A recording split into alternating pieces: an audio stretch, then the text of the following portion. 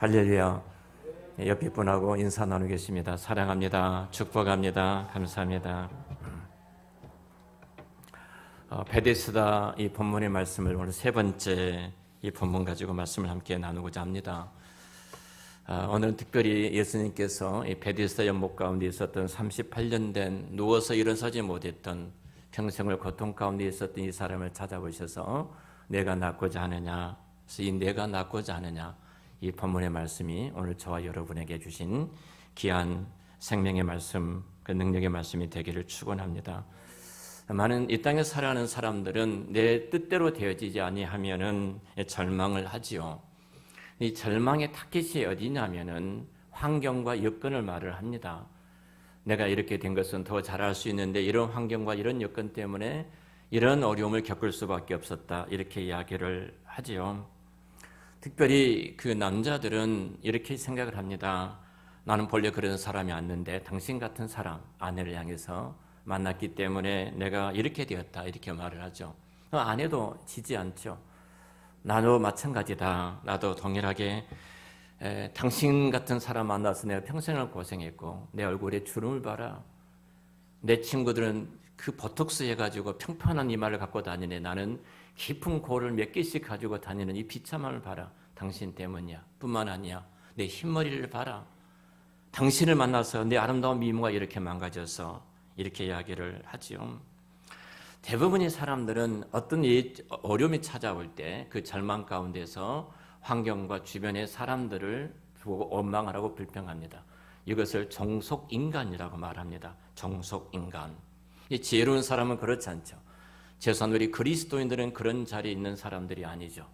어떤 환경이든 어떤 상황이든 참새 한 마리도 하나님 허락 없이는 이 땅에 떨어질 수 없는데 분명히 하나님께서 그 일을 허락하신 것은 나를 향한 놀라운 섭리와 그 경륜이 계신다. 그래서 우리 하나님의 뜻을 찾아가고 묻고 그 은혜 속에서 우리는 행복하게 살아가는 사람들이 그리스도인입니다. 오늘 본문에 등장했던 이 38년 된 중풍병자, 계속 제가 두 주에 걸쳐서 말씀을 드리고 또 말씀을 드리니까 머리에 다 그려질 것입니다. 자, 이 사람을 주님이 찾아가셨어요. 그리고 주님이 이렇게 묻습니다. 내가 낫고자 하느냐? 이렇게 물으셨어요. 내가 낫고자 하느냐? 자, 이때 정말로 깜짝 놀라면서 이렇게 반응해야 되지 않습니까? 네, 정말로 낫고 싶습니다. 이런 반응이 나와야 되잖아요. 낫고 싶기 때문에 그 자리에 와 있잖아요. 근데 그 자리에 와 있는데 이곳에 찾아왔던 예수님이 이렇게 묻는 거예요. 내가 낫고자 하느냐? 이렇게 물어요. 자, 예수님은 지금 33살이에요. 최소한도 이곳에 누워 있었던 중풍병자는 38년이니까 날 때부터 중풍병자여도 여러분 예수님이 더 많은 나이를 먹고 있는 사람이지 않습니까? 이 젊은 사람이 찾아와서 너 낫고자 하느냐? 이런 질문 앞에 여러분 화가 나지. 이 무슨 소리야 이 사람아. 지금 내가 낫고 싶으니까 이곳에 왔지. 이렇게라도 대답해야 되지 않습니까? 그런데 이 질문 앞에 이 사람이 대답 보면은 참 이상합니다.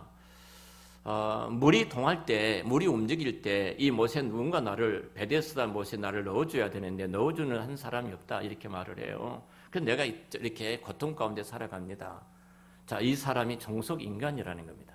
자, 누구 때문이라는 거예요. 누구 때문에? 누군가 한 사람이 나를 넣어준 사람이었기 때문에 나는 이렇게 평생 동안 이런 고통 가운데 살아갈 수가 없다, 이렇게 말을 합니다.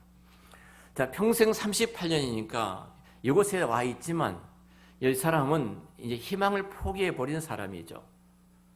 나는 이제는 나을 수가 없다. 이 말은 이렇게 해도 이 사람은 그런 생각일 겁니다. 나을 수가 없다. 사실 이것을 우리는 동화성이라고 이야기를 하는데요. 여러분 나이 드신 분들은 잘 기억이 될 겁니다. 시골에 어릴 때 저도 촌놈입니다. 그 시골에 화장실이 있잖아요. 이 화장실 죄송합니다만 이 화장실에 얘가 좀 이상합니다. 화장실에 가면요 정말로 냄새가 고약합니다. 냄새가 보통 고약한 것이 아니에요. 근데 문 여는 순간 튀쳐나오고 싶은 것이 화장실이에요. 냄새에다 또 여름에는 얼마만큼 냄새가 지독합니까? 근데 그래도 불구하고 다른 곳 갈 수가 없으니까 그곳에 들어가죠. 근데 좀 있으면 괜찮아져요. 나올 때쯤 되면은 그 냄새가 난지 안 난지 모르고 나옵니다. 이미 동화가 되어버린 거예요. 우리 인생이 그렇습니다. 죄를 지어도요, 첫 번째가 두려운 거예요. 앱에 한 번 빠지면 진짜 하늘이 무너진 것 같아요.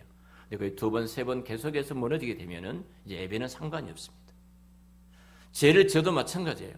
처음에는 그가 내 성령께서 내게 감동하실 때 굉장히 두려움을 갖는데 두 번, 세 번 반복해서 죄를 짓다 보면은 그가 죄인지 모르고 죄를 짓고 있는 우리의 타락성을 보게 되어집니다. 이게 동화성이라고 말을 합니다. 여러분 사실은 바늘도둑이 서도둑 된단 말이 있지 않습니까? 뭐 이런 말이 있는 것처럼 이 사람은 동화성에 의해서 그 죄인도 모르고 움직인 것이 우리 인생의 모습이에요. 뿐만 아니라 불감증입니다. 이제 감각이 없는 겁니다. 불감증에 살아가는 거예요. 예수님이 내가 낫고자 하느냐 이 질문 앞에 이 사람이 이렇게 말합니다. 자, 이 책임이 누군가가 나를 좀 넣어줄 사람이 있어야 되는데 그 한 사람이 없어서 내가 이렇게 고통을 받고 있습니다. 이렇게 이야기를 합니다. 여러분 같으면 어떻게 하겠습니까? 여러분 같으면 여러분 진정한 인생의 문제를 끌어안고 있습니다. 그때 주님이 찾아오셨어요. 내가 낫고자 하느냐? 질병 가운데 있는 여러분들에게 묻는다면 선생님 당연한 것 아니겠습니까? 제가 낫고 싶습니다. 사람의 동화성과 불감증에 눈이 어두워지게 되어지면요. 내가 낫고 싶은 것도 잊어버리는 겁니다. 내가 낫고자 하느냐 이 질문은 인생에 굉장히 중요한 질문입니다. 아담을 찾아가셨을 때 아담아 내가 어디 있느냐 동일한 질문입니다. 오늘도 역시 예수를 믿는 저와 여러분들에게도 동화성과 불감증이 있으면 내가 평생 해봤는데 안 됩니다. 내가 평생 그 자리에 가봤는데도 어렵습니다. 여러분 이렇게 우리가 동화성이 되어버리면 예수를 믿어도 죄송합니다만은 그 모양 그 모습대로 평생을 살아갈 수밖에 없는 것입니다. 너 공부 잘하기를 원하느냐 학생들에게 묻습니다. 학생들은 이렇게 말합니다. 이미 동화가 된 거예요. 뭐라고 말하냐면 공부를 잘하고 싶은데요. 뭐 잘해야 돼요. 핑계를 대죠. 우리 엄마 아빠가 학원도 안 보내주고요. 그리고 저도 그래서 저도 늘 제 사촌 동생하고 비교했거든요. 제 마음속에 말을 못하고 어렸을 때 나도 좀 공부방 하나 해줘 보세요. 그리고 동화전과 동화 수련장 한번 사줘 보세요. 시험 문제 보니까 다 거기서 나오더만 초등학교 때. 근데 이거 갖고 있는 친구들은 늘 공부를 잘하는 거예요. 한번 빌려보니까 시험 문제가 다 거기 있는 거예요. 선생님 그 안에 있는 게. 이런 멍청한 선생님들이 어디가 있어요? 나 같은 사람 다 꼴등하라고? 그럼 마음속에 뭐냐면 어머니, 아버지 제발 좀 한번 책 사줘 보세요. 그럼 저도 1등 할 수 있습니다. 이것이 우리 인간이 갖고 있는 모두가 재성입니다. 누군가 책임을 전가시키는 거예요. 내가 성공하지 못한 것도 누구 때문이다. 이렇게 이야기를 합니다. 그리고 불평하고 원망하는 것이 우리 인생의 모습이에요. 자, 그 주님이 동일하게 38년째 중풍병에 누워있던 이 사람을 찾아오신 것처럼 예수를 믿는 저와 여러분들에게 주님께서 오늘 찾아오셨어요. 너 정말 행복하기를 원하느냐? 무슨 말이에요, 목사? 예수님. 제가 행복을 위해서 발버둥 치고 이것저것 다 해봤는데요. 네 인생은 이 모양 이 꼴로 살아야 합니다. 너 잘 살기를 원하느냐? 너 부자 되기를 원하느냐? 부자가 될 근거가 있어야 되죠. 비빌 언덕이 있어야지. 비빌 언덕도 없는데 어떻게 부자가 되어집니까? 만약 우리 속에 이미 패배의식 속에 있다면 주님께서 너 부자가 죄송합니다. 비유가. 너 부자가 되기를 원하느냐 이 질문 앞에 우리들은 이제 이 사람처럼 환경과 주변을 알아요. 우리 부모님 물려준 것도 아무것도 없고 내가 공부도 잘한 것도 아니고 이러는데 말도 꺼내지 마십시오 하고 주변을 증오하고 미워하게 되는 겁니다. 주님 와서 찾아보셨어요. 여러분 정말로 문제를 갖고 있는 그 문제 앞에 서 계시는데 주님이 와서 너 그것 해결하기를 원하느냐? 이렇게 질문할 때 어떻게 대답하시렵니까? 내가 낫고자 하느냐? 정말로 내가 낫고자 하느냐? 우리는 사람은 변화되지 않는다고 말합니다. 사람은 안 변해 말합니다. 여러분 그것이 이 세상이 우리가 학습되어진 이미 동화된 거예요. 예수 믿어도 안 변해. 성품이야. 이렇게 이야기를 합니다. 그럼 왜 예수님께서 십자가에서 죽으셨겠습니까? 내가 변화되기를 원하느냐? 네, 주님 변화되기를 원합니다. 근데 우리 마음속에는 변화되지 못할 근거를 갖고 예수님 앞에 따지고 있거든요. 뿐만 아닙니다. 너 달라지기를 원하느냐? 정말로 너가 나를 만나기를 예수님이 나를 만나기를 원하느냐? 정말 너가 진정으로 낫기를 원하느냐? 정말 너가 그 인생의 문제를 해결하기를 원하느냐? 이런 질문을 주님이 이렇게 하고 계신 거예요. 자, 38년 이 사람에 대한 질문은 아니라 오늘 예수님께서 저와 여러분에게 동일하게 그 질문을 하고 계시는 겁니다. 너 성공하기를 원하느냐? 너 정말로 예수를 잘 믿기를 원하느냐? 너가 하나님 앞에 한 인생 속에서 쓰임받기를 원하느냐? 제 믿음도 없고 실력도 없고 신앙도 이 모양이고 환경도 이러는데 어떻게 그럴 수 있겠습니까? 너 교회 부흥되기를 원하느냐? 다 해봤어요, 하나님. 전도도 해보고 이것저것 다 해봤어요. 우리는 그 패배 속에서 주변 환경과 여건을 가지고 불평하고 원망하는 우리들의 모습 속에 이 사람을 지금 볼 수가 있습니다. 자, 이렇게 말하면 내가 낫고자 하느냐? 이 사람 대답이죠. 자, 대답이 나를 이 물에 넣어준 사람이 없습니다. 나를 이 물에 넣어준 사람이 없습니다고 말을 해요. 영어 성경은 I have not a man 그래. 단 한 사람이 없다는 겁니다. 나를 지금 물속에 넣어주는 그 단 한 사람이 없습니다. 이렇게 말을 한 거예요. 나를 도와줄 그 한 사람이 없다는 거예요. 여러분, 이 세상에 아무도 없다. 나를 도와줄 어떤 사람도 없다. 이 절망적이지 않습니까? 나를 이해할 사람이 없고 나를 도와줄 사람이 없고 나를 붙잡을 수는 없고 그 인생은 끝났다는 것이죠. 끝났다는 것이죠. 공군 부사관이 자살한 사건이 있었습니다. 여러분 아실 겁니다.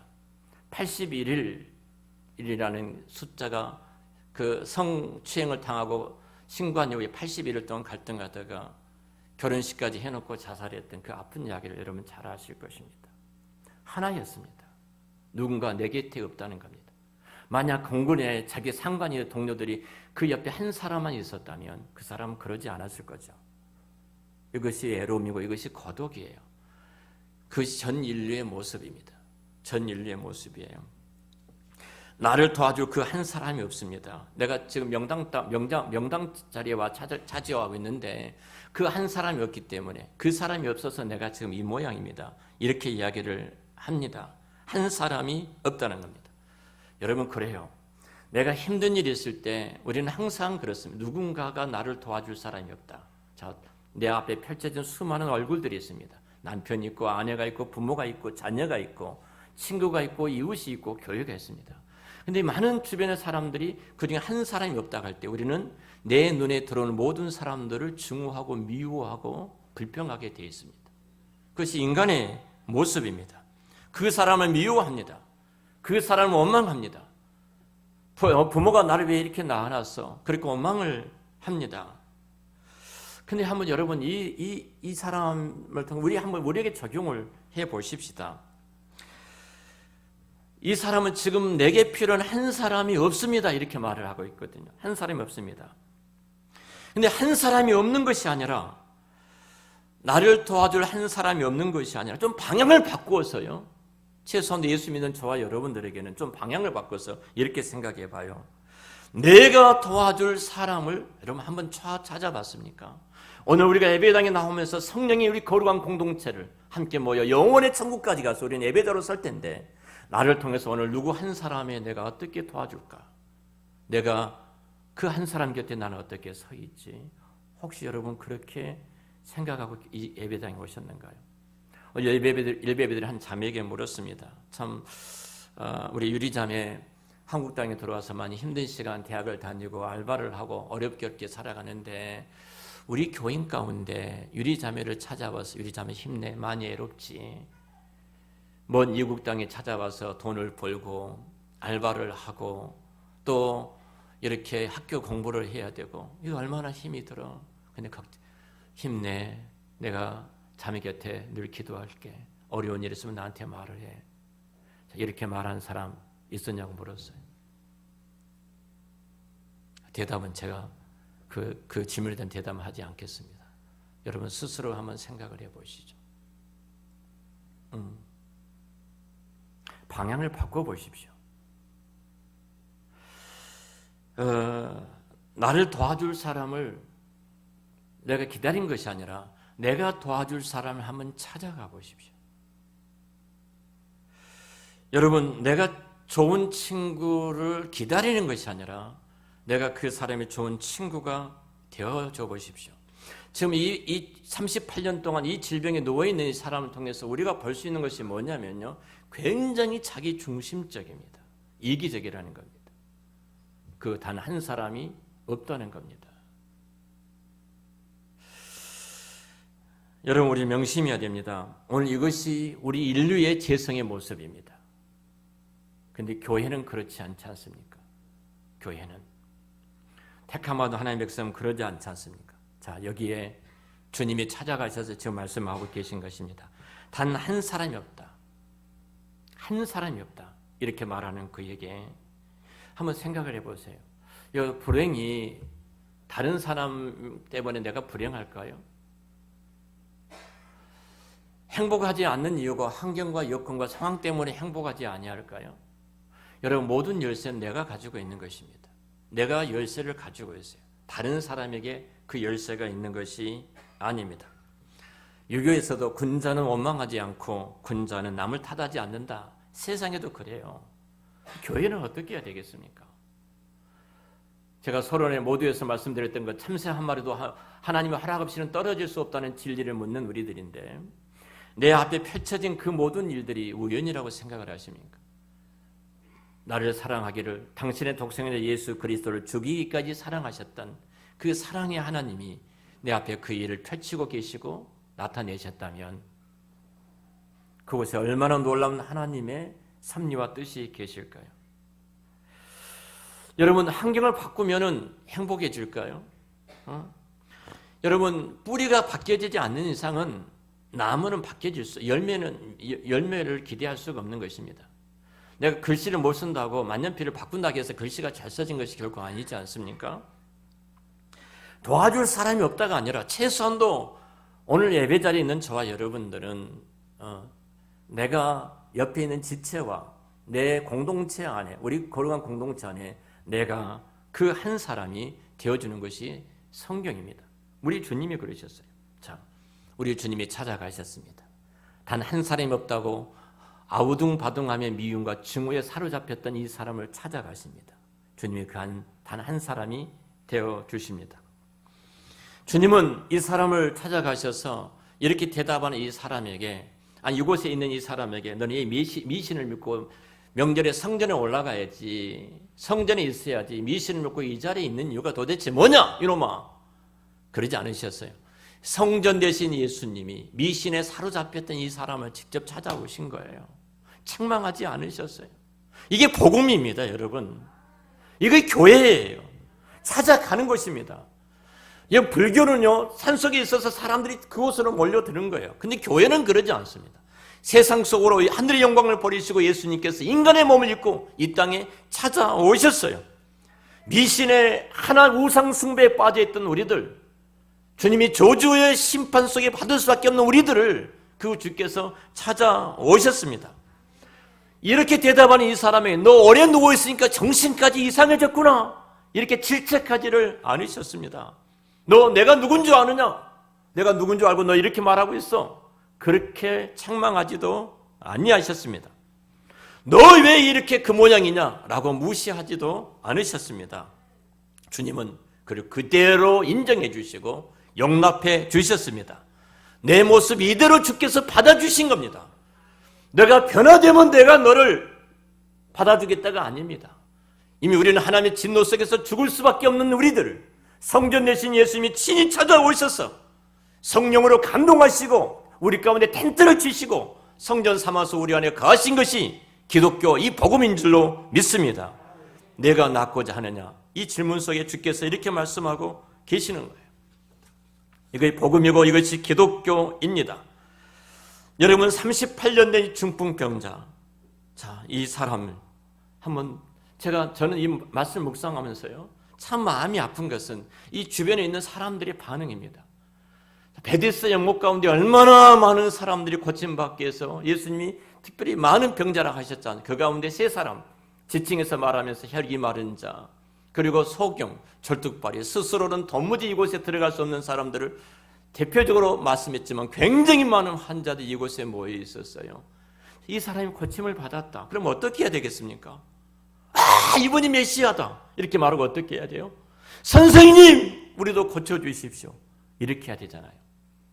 세상은 그러지 않는 거예요. 우리가 그리스도 안에 있는 우리가 갖고 있는 이 행복, 이 영광스러운 복음의 능력, 하나님의 자녀가 되어서 이 세상에 당당하게 살아가는 믿음의 사람들, 우리를 바라보면서도 세상은 관심이 없습니다. 이 정도 고침을 받았다면 정말로 중병에 놓여 있는 사람들이 어떻게 해야 되겠습니까? 우리도 고쳐주십시오. 겨우서라도 예수님의 옷자락을 붙잡아야 되잖아요. 이들이 했던 일이 뭡니까? 안식일에 고쳤다고 시비를 걸지 않습니까? 그래야 될 일입니까? 근데 이것이 세상입니다. 그것에 여러분 크게 길을 열고 그것 때문에 반응하지 마십시오. 기독교는 여러분 물에 들어가기 위해서 악의 다툼하는 종교가 아닙니다. 안식일에 가만히 누워있는 종교도 아닙니다. 영적 싸움을 피하기 위해서 눈치나 살피는 그런 종교가 아닙니다. 마귀와 질병을 대적하는 종교가 바로 기독교입니다. 병들을 신음하는 곳에 찾아가는 종교가 기독교이고, 넘어진 자를 찾아가서 친히 손을 내밀어 힘들지만 시간을 내고 돈을 내고 내 삶을 들여서 그를 일으켜 세우는 종교가 기독교인 줄 믿습니다. 내가 흐트러 놓은 그 자리를 들고 일어 걸어가는 그런 종교가 기독교입니다. 사람을 병들게 하고 죽이는 율법을 깨부수는 종교, 내가 낫고자 하냐 그 말씀 앞에 일어나라, 내 자리를 들고 가라, 그 자리를 들고 가는 종교가 기독교인 줄 믿습니다. 결론적으로 말씀을 드리겠습니다. 제 자신의 예를 좀 들죠. 제가 군대를 제대하고 신학에 대한 소명을 군대에서 받았지만 앞이 막막합니다. 정말로 앞이 막막합니다. 어떻게 무엇을 해야 될지 막막합니다. 그때 한 회사가 소개받아서 서울에 있는 한 회사를 다니게 됐습니다. 그래도 막막합니다. 분명히 소명은 신학에서 목사가 되는 것이 소명이었고 이 일을 위해서 기도해 왔는데 앞이 보이지를 않습니다. 얼마나 답답한지 모릅니다. 가진 것도 없습니다. 가족들 가운데도 예수를 믿는 분들도 대부분이 없었습니다. 누구 하나 제가 이 걸어가는 길에 지지하는 사람이 아무도 없었습니다. 그런 가운데 제가 얼마나 마음이 답답하겠습니까? 앞이 보이지 않습니다. 속된 말로 하면 빚도 많이 있고 다 갚아야 되고 내 인생의 개척에 가야 되는 수많은 어려움들이 앞에 산적에 있었습니다. 그때 제가 금요일마다 그 젊은 청년이 금요일마다 한 교회를 찾아가서 기도하기를 시작을 합니다. 여러분 일주일 내내 토요일까지 직장에서 일한다는 것이 얼마나 힘든 일인지 여러분 잘 아실 것입니다. 제가 주님 나의 안고 일어서므라, 제가 시편 139편을 좋아한 이유가 그겁니다. 나의 안고 일어서므라 하시면 내 생각과 마음을 감찰하시면 내가 말하기 이전에 내 할 말까지 아시고 내가 바다 저 끝에 가 있을지라도 그곳에 계신 주님은 제가 주님을 믿습니다. 그리고 하나였어요. 제가 어떤 마음으로 주님 제가 이 자리에 와 있는지 주님은 아십니다. 감정적인 상태는 별별 생각이 다 들어집니다. 내가 내일을 보고 모레를 보면 앞이 한치 앞도 내다 보이지를 않습니다. 그런데 저는 그 자리를 지켰습니다. 금요일마다 교회 가서 기도하는 자리에 지켰습니다. 기도할지도 모르는 그 자리에 가서 제가 지켰습니다. 반은 자고 반은 눈을 뜨고 반은 그런 모습이었지만 그 모습으로 그 자리를 지켰습니다. 그런데 그 자리에 앉아만 있었는데도 주님이 찾아오셨고, 그 자리에 앉아만 있었는데도 우리 주님이 만나주셨고, 그 자리에 앉아만 있었는데도 주님이 회복시켜 주셔서 제가 어느 날 목사가 되고 40년 동안 목회하는 목사로서 이 자리에 서 있는 줄로 믿습니다. 여러분 어떻습니까? 꼬박꼬박 여러분들이 예배에 참석합니다. 내가 깨복과 예배에 참석하지만 내 인생이 참 안 풀린다. 그래서 내가 이제 여유가 생기면 내가 좀 더 여유가 생기고 내가 좀 믿음이 들으면 나 예배 자리에 있을 거야. 여러분 그런 생각으로 계신 성도님도 계실지 모릅니다. 내가 성공하면은 내가 예수를 믿고 예배 자리에 가겠습니다. 내가 인생이 좀 풀리면은 그 자리에 가겠습니다. 그렇게 생각하신 분도 계실지 모릅니다. 그런데 아닙니다. 다 틀렸습니다. 순서가 잘못되어 있습니다. 하나님부터 찾으셔야 합니다. 우리는 코로나19라는 똑같은 시대를 지금 살아갑니다. 똑같은 환경을 살아갑니다. 분명히 누구는 성공할 것입니다. 누구는 실패할 것입니다. 성공과 실패는 내가 스스로 어떤 일을 선택하느냐에 따라서 하늘과 땅이 달라진 것처럼 달라지게 될 것입니다. 지금 있는 자리에 여러분 가장 중요한 것은 예배하는 자리에 우리가 있다는 사실입니다. 하늘이 두 쪽이 나도 내 감정과 상관이 없이 여러분들은 예배 자리에 있으시기를 축원합니다. 그때 주께서 찾아오시고 주께서 만나주시고 주께서 회복시켜 주실 줄을 믿습니다. 내가 여유와 환경이 이루어지면 내가 봉사하겠다가 아닙니다. 여러분 봉사의 자리에 계십시오. 그리고 봉사하십시오. 그때 하나님께서 봉사한 여러분들을 통해서 일하시는 그 기적을 보게 될 것입니다. 성경 한 절 보고 마치겠습니다. 정리하고 마치죠. 사무엘상 3장 3절 말씀입니다. 이 말씀 우리 같이 함께 읽겠습니다. 하나님의 등불은 아직 꺼지지 아니하였으며 사무엘은 하나님의 궤에 있는 여호와의 전 안에 누웠더니. 사무엘의 사건입니다. 여러분 사무엘 그 시대가 얼마나 영적으로 어두워졌던 시대인 줄 잘 알 겁니다. 엘리라는 제사장은 영적인 눈이 어두워서 하나님의 음성을 더 이상 듣지 못하는 제사장으로 했습니다. 그 두 아들은 타락할 대로 타락해서 범죄하기가 그지없는 어두운 시대였습니다. 가장 영적으로 어두운 시대예요. 근데 가장 소망이 없는 시대, 희망이 없는 시대, 모든 것이 무너지는 시대였는데 성경에 가장 중요한 한 말이 있습니다. 여호와의 등불이 아직 꺼지지 아니했다. 이 말씀을 생각해 보세요. 여호와의 등불이 아직 꺼지지 아니했다. 여호와의 등불이 아직 꺼지지 아니했다. 끝난 게 아니라는 겁니다. 하나님은 지금도 살아계셔서 그 성령 가운데 거하시고 자기 백성들 가운데 거하신다는 겁니다. 영적으로 다 무너져서 언약궤가 빼앗기는 그 위기가 찾아올지라도 여호와의 등불이 꺼지지 아니었다. 끝난 게 아닙니다. 여러분 우리는 불완전할 수 있습니다. 우리는 힘이 연약합니다. 한순간에 우리는 무너질 수밖에 없는 연약한 지체들이기도 합니다. 그런데 우리가 믿는 것은 사람이 아닙니다. 우리가 믿는 것도 환경과 여건과 내가 소유했던 어떤 능력이 결코 아닙니다. 살아계신 하나님, 오늘도 동일하게 우리 인생 가운데 개입하셔서 역사하시는 그 하나님, 온 우주와 만물을 창조하신 창조주 하나님을 우리를 믿는 믿음으로 이 자리에 와 있습니다. 여러분 소망이 없다고 함부로 말하지 마십시오. 희망이 없다고 말하지 마십시오. 하나님의 등불은 아직 꺼지지 않았습니다. 하나님께서 아직도 이 교회와 우리 속에 예배라는 거룩한 그 은혜를 베풀어 주셨습니다. 등불이 있습니다. 내가 예배를 드린다고 무슨 일이 무슨 좋은 일이 있고 무슨 변화가 일어나요? 이렇게 질문할지 모릅니다. 아닙니다. 우리가 예배 자리에 있을 때 달라질 줄로 믿습니다. 내가 기도한다고 세상이 변하고 기도한다고 내 환경이 변하고 기도한다고 우리 상황이 변한다고요? 그렇게 질문할지 모릅니다. 여러분 그는 분명하게 말씀드립니다. 변합니다. 사무엘은 어린아이 사무엘은 아무것도 몰랐습니다. 하나님께서 그를 찾아오셔서 사무엘아 부르셨습니다. 또 사무엘아 세 번씩이나 불렀지만 이것이 여호와의 음성인지도 몰랐습니다. 그런데 그곳에 등불이 꺼지지를 여호와의 등불이 꺼지지 않았다는 사실입니다. 여호와의 등불이 꺼지지 않았습니다. 사무엘은 언약궤 앞에서 그냥 잠을 잤습니다. 근데 그 자리에 있었습니다. 언약궤 앞에 있었습니다. 꺼지지 않는 등불 앞에 사무엘은 있었습니다.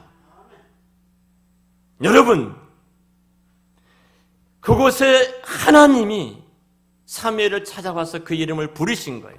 사무엘의 이름을 부르는 순간 꺼져가는 그 이스라엘의 놀라운 새로운 역사가 펼쳐져 가지 않습니까? 하나님이 잡으시면 여러분들의 나이는 어떻고 환경은 어떻고 상황은 어떠가 아닙니다. 하나님 붙드시면 여러분들은 위대한 하나님의 섭리와 그 경륜을 이뤄갈 종들이 될 줄로 믿습니다. 내가 아무리 위대하고 대단해도 하나님이 버리시면 그 인생은 이제 끝이 나는 것입니다. 여러분 소망은 하나님께서입니다. 아직도 하나님께서 한국교회와 저와 여러분 앞에 예배를 드릴 수 있는 이 은혜를 베풀어 주셨습니다. 언제 우리가 예배를 끝내버릴지 모를 그 위기가 우리 앞에 찾아올 수도 있을지 모릅니다. 그러나 예배를 드릴 수 있다는 것은 아직도 우리에게 희망이 있고 하나님의 등불이 꺼지지 않았다는 사실입니다. 믿습니까? 그다음 우리는 그 자리에 있어야 합니다. 목숨을 내걸고 그 자리에 있어야 합니다. 결국 내가 목숨을 걸고 그 자리에 있을 때 우리 가정이 무너졌습니까? 우리 자녀들이 무너졌습니까? 희망이 없습니까? 아닙니다. 여러분이 아직 예배라는 등불이 꺼지지 않았습니다. 여러분 가정에서 다시 가족들이 모여 예배를 드릴 때 별별 영적인 수많은 방해가 있을지 모릅니다. 그러나 성령님께서 3일처럼 여러분의 자녀들을 위대하게, 정말 위대하게 들어일으켜 놀라운 역사를 이루실 줄로 믿습니다. 저와 여러분들이 그 자리에 있습니다. 내가 낫고자 하느냐? 그 질문 앞에 주님 낫고자 합니다. 그리고 정말로 아직 등불이 꺼지지 않는 이 예배 자리에 정말로 목숨을 내걸고 여러분들이 이 자리에 계심으로 여러분 생애가 변화되고 여러분이 손을 대고 계획한 모든 일들이 특별히 여러분 가정과 여러분 일터와 여러분의 사업장과 여러분들 계획한 모든 일들에 하나님이 살아서 일하시는 하나님의 역사하신 그 손길을 보는 위대한 역사가 여러분이 가는 길에 함께 하시기를 우리 주의 이름으로 축원합니다. 기도하겠습니다.